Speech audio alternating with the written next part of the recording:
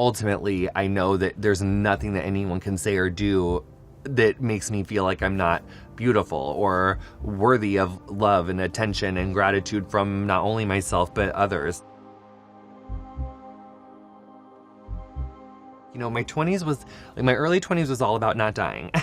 I was in a Planned Parenthood. I was in St. Louis. I took a rapid test, and it's just kind of your worst fears coming true. So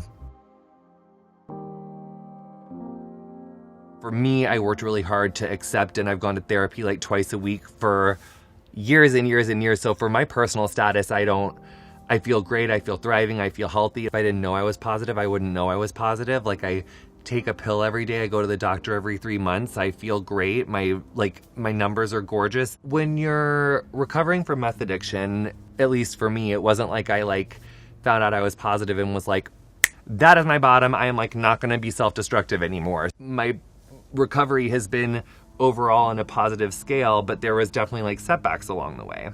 And so I think that was a lot of age and maturity and therapy. And I don't think that it was contracting HIV was the thing that made me all of a sudden value what my self-care was. Were there individual changes in relationships? I think that there probably were, but it's people that are educated and worth your while in the first place are not going to reject you on the basis of your HIV status. I feel like now what so much more of my insecurity and discomfort comes from is the general stigmatization that the HIV positive community faces and what other people who are dealing with the various bureaucratic hurdles in terms of accessing your healthcare depending on your state, because the HIV social safety net is just so woefully unbalanced in this country. And people that are living in poverty, people that are dealing with drug addiction, people that are dealing with the whole myriad of issues. There's just so many ways in which the HIV positive community is unfairly targeted that really bothers me now, that I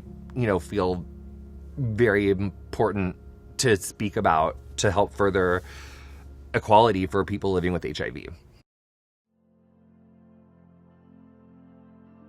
Owning my identity of gender nonconformity and being non-binary was something that I knew from a really young age, not feeling like I was particularly accepted or a part of the group of boys, also feeling very acutely aware that I wasn't accepted as a part of the little girls. And so just not really being very aware that the way that I expressed my clothing, my voice, my everything just didn't seem to fit into one of these two ideas. And I think once I really started exploring who I was in my early 30s, which was really right before Queer Eye, I started to think that I really didn't identify as a man. And that really wasn't something that I felt was something that was a label that felt organic to who I was. And I think I needed to move to New York and work with other people and realize that there was a place where I could be accepted and seen and nurtured and not dismissed, and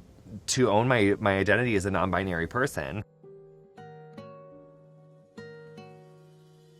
I think still sometimes where I feel disconnected from my body is when I'm just what sounds great is 10 cookies at 10 o'clock at night, which happens anywhere between 5 and 7 nights a week. I think that's a pretty often time where I'm I need ice cream. I need some sugar to shove in the pain. Yeah. So I think that food is one area where I still feel there is a food for comfort versus food for hunger. And I'm exploring that and whatever that means. What I've been really curious about this year is why do I need to have a half a cup of coffee? And when I say half a cup, I mean a pot and a half. And wash that down with a flat white or a vanilla latte.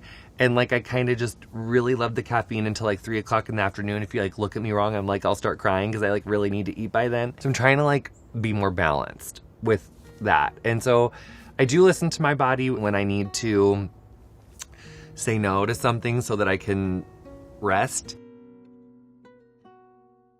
Now, self-care can be just taking a bath. It can be doing a mask, a hair mask. It can be turning on some music and just taking a little soak. It can be turning my phone off for a day. And so whether it's that or yoga in my gym or a fit on class, or going to the skating rink, which like just like started again like this last week. Those are all ideas to me that really feel like self-care, or like inflating my air track and like doing a little bit of gymnastics. But I really do miss the gymnastics place, you know, because hurling my body on an air track next to like a bunch of rocks in the grass where it's like kind of like unsturdy, like it's just my ankles get scared thinking about it. So self-care really for my body is like just, it's yoga, it's lifting, it's, you know, a little bit of cardio, but not, you know, so much.